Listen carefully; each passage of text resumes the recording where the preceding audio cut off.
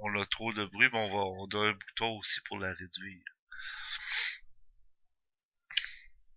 Là, ici, ce qu'on peut faire, c'est qu'on peut augmenter en restant inférieur à 18 ou à 20, là. On dépasse pas 20 la correction de la réduction de bruit, parce que sinon on commence à perdre un petit peu trop de détails dans l'image. Ça devient trop soft comme image et ça enlève de la netteté et du piqué à l'image.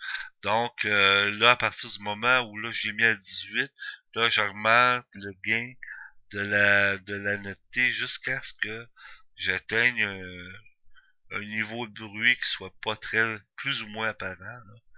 Parce que le bruit reste quand même le gage de la présence des détails. Donc il faut qu'il y en ait un peu quand même là. C'est quand même correct. Euh, Là ici, je vais me défaire de la partie gauche pour avoir plus de place pour euh, pour notre image qu'on modifie, pour avoir plus de détails, puis plus de facilité à voir tous les éléments. Donc voilà, là la photo est plus grande que tout à l'heure, on peut encore mieux la voir, mieux la visualiser, et on peut continuer notre démarche euh, tout en ayant une meilleure perception de l'image. Ok, donc ceci étant fait, là la netteté est corrigée, le bruit a été réduit. Là on est rendu au correctif de l'objectif. Faut savoir que Lightroom est un outil qui a répertorié la plupart des modèles de caméras et des objectifs et des accessoires qui viennent avec ces caméras-là de manière puis en connaît tous les qualités et les défauts de manière à apporter des corrections au post-traitement au moment de faire le post-traitement de l'image. Donc ici, il y a trois éléments qu'il va vérifier. Il va vérifier essentiellement l'activité euh, du profil de correction. Ça, ce que ça veut dire, grossièrement, c'est qu'il va regarder s'il y a un vignettage créé par l'objectif. Si on met un pare-soleil, par exemple, qui est très long au bout de l'objectif, ça peut favoriser un certain vignettage, donc ou un ombrage autour de l'image, puis ça, il va le corriger si il y a besoin de le faire. Donc, juste pour voir ce que ça fait, c'est qu'en cliquant sur activer le profil de correction, on s'aperçoit que la lumière, elle devient un peu plus élevée dans le bord de l'image. Si on enlève le crochet, ben là, ça devient un peu plus foncé dans la bordure de l'image. Donc, c'est parce que il estime que mon objectif ici, là, qui est le 6250 f4D SDM de Pentax à 60 mm, il y a effectivement probablement un léger vignettage créé par l'objectif, donc il le corrige à ce moment-là. J'aime pas personnellement trop le résultat parce que j'ai apporté tantôt les modifications que je voulais d'une façon assez pointue au niveau de la luminosité là. Donc si je pèse sur lui, je me trouve à défaire un peu les réglages que je me suis fait tout à l'heure. Donc je décide de laisser ça comme ça pour le moment. Euh, Ensuite, deuxième chose, c'est de supprimer les aberrations chromatiques. Je sais pas s'il y a des aberrations chromatiques, je ne le vois pas à première vue, mais s'il y en a, ça va être dans les contrastes. Donc, généralement, c'est une ligne bleue, pourpre ou jaunâtre qui va être dans les zones très contrastées de lumière et d'ombre. Comme ici dans la montagne, est-ce qu'il y a une ligne? S'il y en a une, elle est pas facile à voir, je dois avouer, là. Mais en cliquant sur supprimer l'aberration chromatique, s'il y en a une, elle va disparaître. Là, on voit qu'effectivement, la petite ligne qui apparaissait a disparu. Donc, si j'enlève le crochet, la petite ligne, elle réapparaît. Comme une petite ligne qui est à la fois orangée et rosée à la fois, là. Et là, quand on enlève, quand je clique sur supprimer l'aberration chromatique, ben ça enlève cet aspect-là. Maintenant, troisième élément, ça se trouve à être les contraintes du recadrage, ça se trouve à être la distorsion. La distorsion créée par des objectifs. Mais la distorsion, là, je vais ramener l'image à, à la grandeur de l'écran. La distorsion, ça, c'est plus pour des objectifs grand angle. À 60 mm, il n'y en a pas de distorsion, véritablement. Donc, c'est plus pour des objectifs grand angle de 50 mm en descendant, pour des photos qui vont plus être des photos urbaines, architecturales, sur des bâtiments, qui vont être pris dans un angle de côté ou dans un coin ou au pied d'un bâtiment très élevé, d'un gratte-ciel par exemple, ou d'un pignon d'église, qui va donner l'effet par le grand angle qui resserre l'image.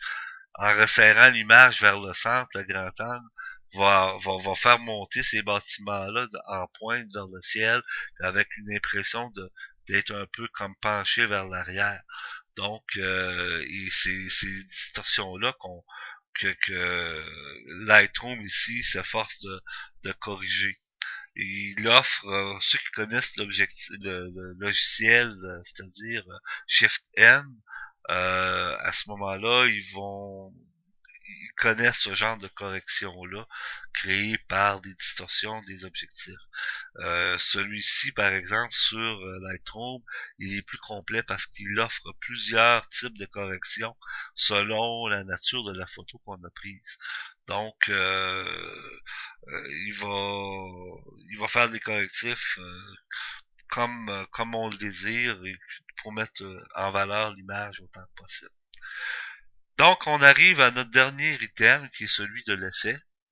L'effet ici qu'on va travailler est uniquement le vignettage. Le vignettage, ça se trouve avec le bouton ici, dont on lit le gain. Quand on glisse le bouton de l'histoire vers la droite, on va aller vers le blanc, comme ceci. Quand on va vers la gauche, c'est le noir, qui va être la couleur du vignettage. Donc, ce que l'on veut, nous, c'est quelque chose de bien, bien subtil, là, juste pour pouvoir amener les gens qui visualisent l'image à centrer le regard sur les sujets qui sont les montagnes, donc au centre de l'image. Euh, -6 dans ce cas-ci, considérant que là on se trouve à boucher un petit peu les arbres ici, là, euh, semble semble suffisant. Donc, je vais essayer, je vais d'y aller un peu plus. J'aime pas ça. Attends un petit peu. Ça c'est trop. -6 semble être le plus.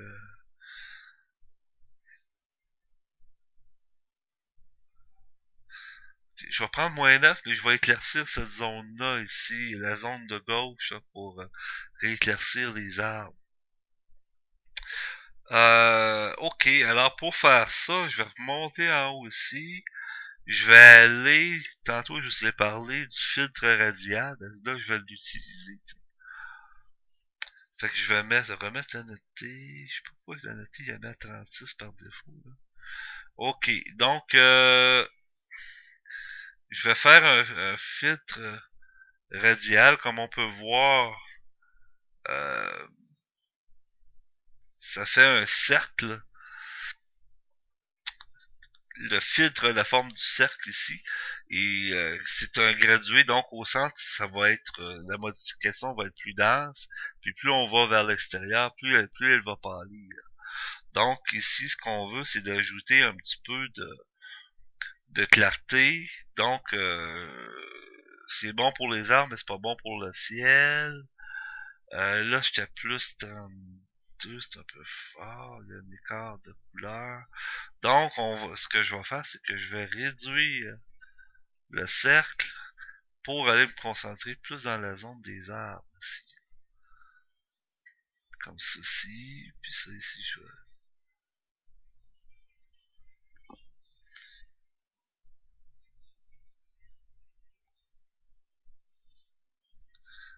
Voilà, fait que ici, là j'ai apporté un petit peu de clarté, plus 23, plus 14. Donc ça semble être bon. Puis je vais en refaire un autre, je vais cliquer ici en haut sur nouveau tout en restant sur le... Puis je vais refaire la même chose sur la zone des arbres ici. Où là, je vais faire une exposition. Bon, plus 14. Oh, ça n'a pas un gros effet. Bon, on va fermer ça. Donc, voilà. Ça se trouve être pas mal le résultat que je voulais.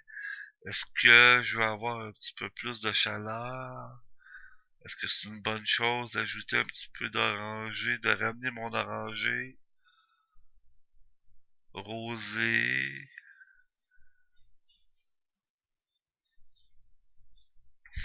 Ok, pour ça. Là, je joue exclusivement sur les couleurs du centre pour donner plus de vivacité, de dynamisme. Ok, donc ça me plaît comme résultat final. Là, à partir d'ici, je me trouve à avoir deux choix. J'ai soit le choix de l'exporter en cliquant sur Fichier et exporter pour l'envoyer directement dans mon dossier image de Windows 8 dans mon cas. Euh, mais c'est la même chose pour les autres Windows de génération antérieure. Donc, je peux y aller de cette façon-là directement ou je peux poursuivre ma démarche. Si je veux, par exemple, envoyer ma photo sur un forum, je dois à ce moment-là réduire l'image en 800 par 600, puis de contrôler la netteté vu qu'il y aura une compression de l'image. Donc, en la réduisant à 800 par 600. Donc, pour ça, je peux l'envoyer directement dans Photoshop. Donc, je vais dire photo, modifier dans, puis modifier dans Adobe Photoshop CC 2014. Là, ça va prendre quelques secondes. Photoshop va s'allumer. Voilà, et il va faire apparaître l'image dans son espace de photo. Donc on va laisser le temps de faire son travail.